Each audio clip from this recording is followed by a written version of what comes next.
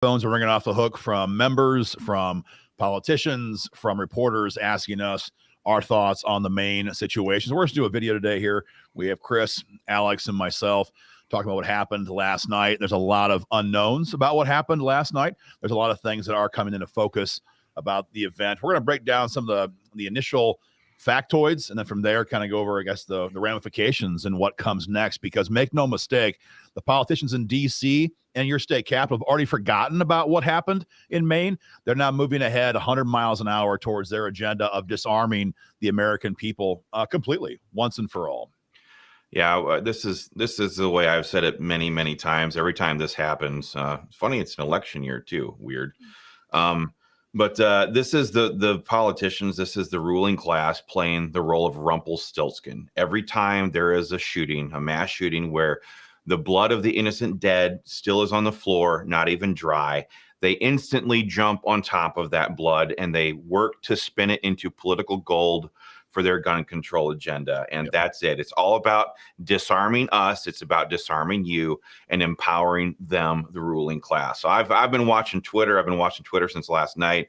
Every single entity that you can think of, from state legislators, like you said, Aaron, all the way up to presidents and vice presidents, are tweeting their support for massive new restrictions on gun rights and clamping down on our Second Amendment freedoms, even though they don't have a slight freaking clue what exactly is going on here. So I don't know. We just watched that press conference a few minutes ago with the governor. What a hag! What a total hag! She sits there and goes through some of the details of this, but I don't know who wants to break it down. Well, I've got several bullet points here. We've got. Let me read off my notes here from what I captured from that press conference, Chris. We have 18 dead that we know of, 13 injured. The guy hit multiple locations. From what they said, he hit a recreation center and he hit a billiards club, all in Lewiston, Maine. Within 12 minutes. Within 12 minutes, he hit multiple locations. I think one was like 6:56 and one was like 7:08. So it was it was even 12 minutes. You're correct. Suspect's name is Robert Card. He is on the loose. He is running right now. And this is where the facts of the press conference end and all the media reports kind of begin. And I'm not going to stray too far, but I mean, the objective facts that we know from the media outlets that we've seen is that this guy is some sort of a military male of some sort. Maybe he's a veteran. Maybe he's active. Maybe he's National Guard. There's not 100% clarity on that. And he is now on the run in the woods. And we have seen some of these. Chris, you're in Pennsylvania, Ohio area. We've seen these recently where a guy on the run can tie up hundreds of law enforcement officers and thousands of man hours when they're haven't shown near the level of explosive violence that this guy here has. So right now, nobody knows. The guy could be found dead of a suicide, inflicted wound, self-inflicted wound in a ditch today at noon. He could be on the run in the woods in Maine, heavily geared up for a very long time. There's a lot of unknowns still in the situation. So something that we've been watching on Twitter and on Facebook as this unravels is everyone immediately calling for the clampdown on gun rights, gun owners, gun confiscations, red flag laws, so on and so forth. But yellow flag laws. Yep, they have yellow flag laws there in Maine. But something that no one is talking about is that this man, and I don't want to say his name anymore, but this man was already on the federal radar. He'd already been institutionalized for acts of aggression. He'd already talked about killing people. Very likely he was already investigated by the federal government or some governmental agency, and yet the federal government, the state government, and the local government are not able to defend you, but yet their immediate knee-jerk reaction is to go out and do a power grab, a gun grab, if you will, to take back all control to themselves and say none of you are competent or capable of defending yourselves and your families, so give it to us. But the fact is this guy had a history, and they already knew it, because they've already reported on it. They were already talking about it last night, that he was on their radar. So one of the things, so I'll just answer a couple of questions I think that a lot of people have right away. What's the difference between a red flag law and a yellow flag law? There is no difference between either one of them. They are the same thing, just different colors, because these people like to use colors. But there's no difference between the two. Also, what you just said there, Alex, about him making threats to shoot, those are criminal, threats already. And there is not one state in this entire union of states that does not have a law on the books already for what's it called, Aaron? A temporary seizure of some kind, and there's different ways you can describe it, but you're 100% correct. It's not just a criminal offense; and that means it's an arrestable offense. Exactly, that's what we're talking about. Yeah. This guy, anybody who makes a threat to shoot up a place, a person, himself, or anything else can be and should be immediately detained for the sake of society at large and his own best interest. As you said, Chris. Every state has a TRO, an ERO, an EPO, depends on the state. An involuntary committal process that could easily be invoked. And or criminal sanctions that could be brought to bear to take this person off the streets. What you're seeing in many cases, we saw this happen time and again, the Parkland, Florida shooting. In many cases, it happens now where family and friends call somebody in and law enforcement does not get off their ass to deal with it. Now, I know right now, that's not in vogue to say anything negative, but we have to face the facts that if these people had been properly interdicted and properly dealt with, things could be different. What we have a lot of times right now is blue states, and make no mistake, Maine's about as blue as it gets right now. Blue states trifecta. With blue state prosecutors and blue state department heads who don't want to take action against people like this because it is not politically in vogue. You can't even call them homeless. Not that he was, but they have to be the unhoused now. So a person who needs to be detained and should be detained, in many cases, they're just simply not. And we as gun owners, we have to get beyond our normal instinctive reaction. We have to add to that, rather, the horror of what we see. And we have to, at the same time, steel ourselves with a resolve to not let these politicians use their institutional failings to take away our freedoms. Because if that happens, this will happen relentlessly. There'll be no one ever able to fight back. Yeah. And how many is this now? How many mass shootings, or whatever they call them now, how many of these events do we have to have where the FBI usually had interviewed the person, or law enforcement had previous knowledge, or had talked with the people, or complaints had been filed about them already? This happens time and time again. Parkland, Florida, the Dayton killer. All these people have had previous interactions with law enforcement, credible threats that they had made, and nothing was done about it. Of course, now they just sit up there and we just got done watching the press conference by the governor. What was her name? Mills. Anyway, that hag stood up there and just sat there and just glowed and went on and on and on about how wonderful the law enforcement community has been in response to this. Well, the same freaking idiots are the ones who are not handling business beforehand. So now they're forced to stay up all night and execute these manhunts. They're not doing their job, but then they have the audacity to come back up there and say that they're the solution to the problem that they created in the first place. And to be 100% clear, it's these same entities who will be front and center in their state capital, in your state capital, and in my state capital come January when session resumes to testify and lobby in support of all manner of gun control laws. At a minimum, additional forms of red flag laws, possibly assault weapons bans, so-called assault weapons bans.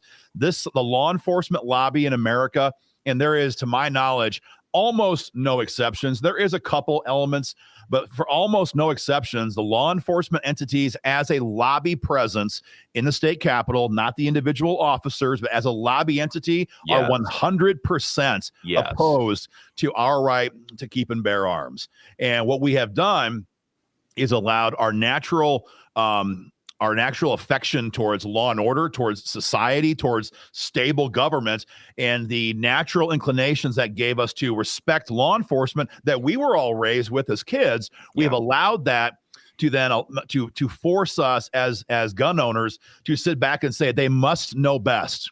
And we're here to tell you that is not the case. That is not the case. Their individual members might be wonderful people. Many of them are, but their lobby the guys on the organizations street, and their department heads, in particular, the department heads, and even more particular, if they're police chiefs, if they're not elected, if they're an appointed department head by a mayor, chances are they are actively working to sabotage your gun rights. And so while we all feel the disgust and the horror and the recoil of what happened in Maine, that has to be matched with a steel in your spine to know that if we let this natural affection that we have towards the victims or our respect towards law enforcement, if we let either of those things get in the way of the fight for gun rights, we'll have no gun rights left. Yeah. And what that translates into is what the 19th century will tell you all about, or the 20th century, I'm sorry, will tell you all about, is tyrannical government that becomes genocidal towards its populations. And at the end of the day, we say this all the time in our live streams, but I'm going to say it again. Killer criminals are bad. That's awful. 18 people dead, but killer governments are far worse than a killer criminal. And that's what we're seeing right now. 18 people murdered yesterday at the drop of a hat. Of course, we're going to have to see the autopsies and things like that, because we don't really necessarily take anybody's word for anything anymore, quite frankly. But also, what the media is not telling you is that 60 people were murdered in Chicago last weekend, and the weekend before, and the weekend before, and the weekend before. And then you get back into July and the numbers start to skyrocket. But where is any of that conversation? Where is anybody talking about any of that? Because don't forget, Chicago, Illinois, has every piece of gun control that they will shout from the rooftops is the solution to this problem. That idiot David Hogg. It's the effing guns. He keeps tweeting over and over and over. Everybody's tweeting, it's the guns. It's the guns. If that's the case, and if gun control is the solution, then what is going on in Chicago? Huh? Right. It doesn't fit the narrative, and so they don't talk about it. That's why they get up there and they gush about how wonderful the law enforcement response has been to this tragedy. We're better than this. We will hug each other and we'll get through this, and we're total failures. Our entire system, that I'm talking from the Democrats' perspective now, the entire system that they have constructed is a total failure, and we're seeing it happen live in front of us. So, Chris, you brought up when I bring up the whole point of this is there's 18 people died yesterday in this shooting from this madman. But you talked about 60 people died in Chicago just last weekend under gun control, but yet we do not see any press headlines ripping across the entire country, every newspaper, every website, is the fact that is only 1/16 of the daily deaths from fentanyl overdoses. What was the number from the CDC that you were just reading earlier? Per year, it's over 106,000 people die every year in America from drug overdoses. I've got a screenshot. I'm hesitant to even share because it comes from the CDC. We all know what their value is, but here's a screenshot. There we go. Yeah, there it is, Alex. That's something you were talking about. 107,000 basically Americans died. This is as of 2021. It's only gone up from there from drug overdoses, and it's all drugs. But we all know what the biggest killer right now is in the drug world. It's opioids and fentanyl in particular, and we all know how that gets in here. How's it get in here? Through our open, they're not growing them border, which is as wide open.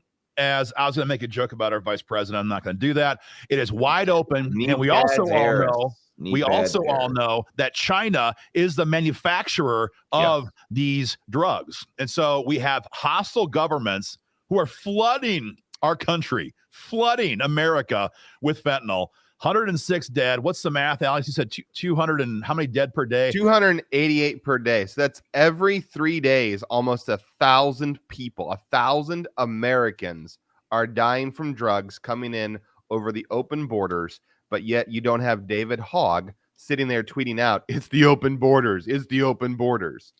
The whole point here is that they don't give two flying, about the innocent dead. They don't care about innocent people. Heck, if they did that, they'd end abortion in America, right? Yeah. But they don't care about that. That's what we said at the beginning. This is a political pawn to be moved on the chessboard and their ultimate goal is to take away our guns, because they cannot implement full-blown tyrannical authoritarianism as long as people like you and me are armed to the teeth with guns. And believe me, we are to the teeth. You have to be. You have to be. Absolutely. And I've got critical. guns for all of my neighbors, for their kids, for their grandkids, for my kids, their kids, grandkids, you name it, because we have to. We've all seen Braveheart, right?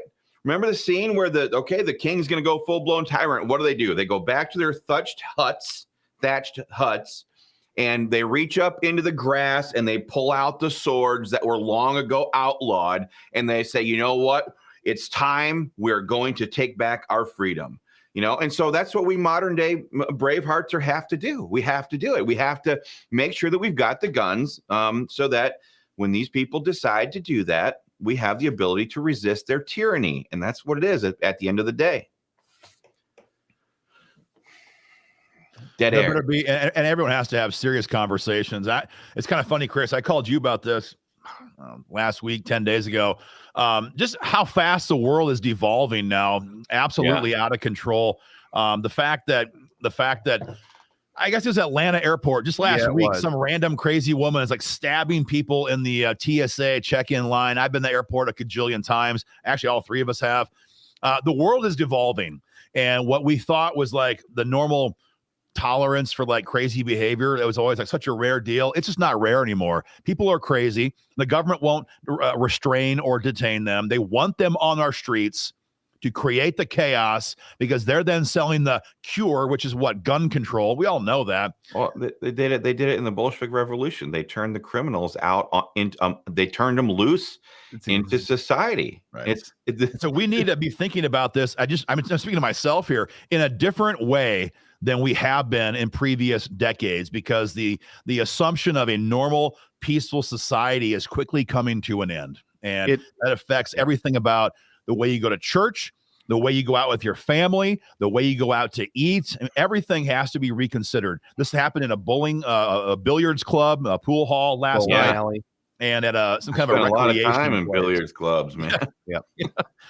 And this is the world we live in, and it's not going to get any better voluntarily, because the government enjoys the ramifications of these things, because they use that chaos, as we've been saying, till we're blue in the face, to pass gun control. And we have got to get real, both from a personal security standpoint and from a political standpoint. These events will not stop, and they're only going to be used to disarm all of us. And I think a lot of people are sitting here thinking to themselves, well, I'm in a red state, so they ain't doing that crap here. And I'm just telling you, that is not the case. That is not a safe assumption to make. Chris, you fought for years, are still fighting off and on, to kill off red flag gun seizures in red Ohio. We've had lawmakers in Missouri. I spent all summer in Tennessee.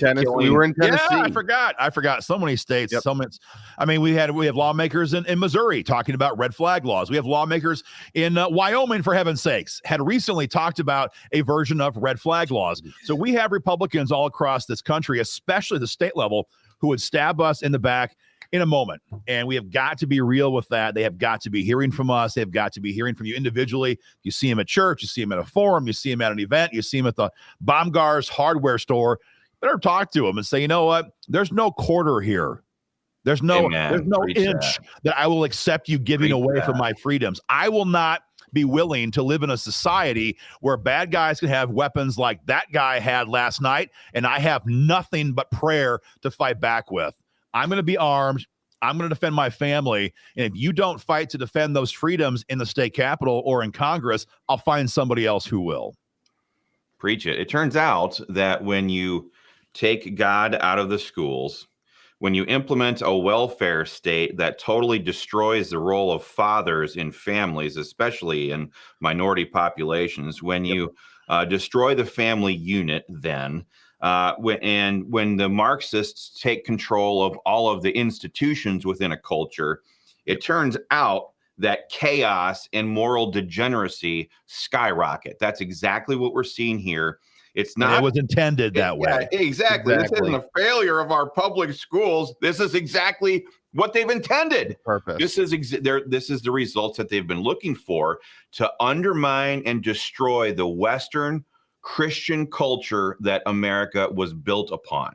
And Paul Harvey said it, decades ago, if America ever falls, it will be because not some other idiot country came in and invaded us. It's because we killed ourselves, morally bankrupted ourselves. That's what's happening right here, right now. And so we wanted to come on here and talk to you guys all again to remind you, you share no guilt. You are not complicit. You have no responsibility here other than to defend your freedom from those who are bent on using these kind of occasions and tragedies to try to further their agenda that will only result in tragedies at a scale you and I cannot comprehend, maybe not in our lifetimes, but surely in our kids or our grandkids. That's our duty. That's our responsibility. That's how we're supposed to react in times like this, to stand up and beat our chests and say, abso-freaking-lutely not 1 millimeter of compromise. We will not let you take the ground because you bastards are to blame. Period.